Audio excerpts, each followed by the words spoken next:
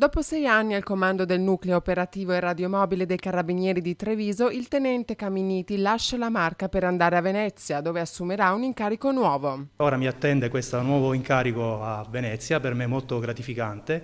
Si tratta di un nuovo reparto appena istituito, una sezione dedicata alla Procura Europea che lavorerà appunto in simbiosi con l'ufficio della Procura Europea di Venezia, che si occuperà di reati finanziari e di criminalità organizzata. Dal 1 giugno, infatti, anche a Venezia è diventata operativa la Procura Europea EPPO, European Public Prosecutor's Office.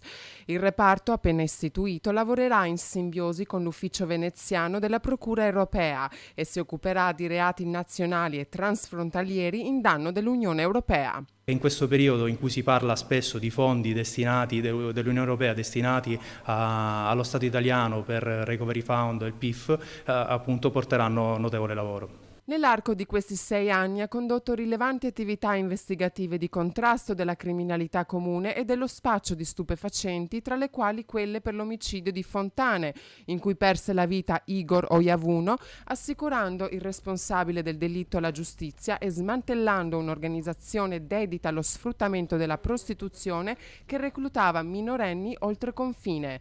Recentemente, grazie ad un paziente raccolta di elementi di riscontro, il reparto guidato da Caminiti è riuscito a sgominare una baby gang che per diversi mesi, con una serie di furti e spaccate, aveva imperversato nella provincia.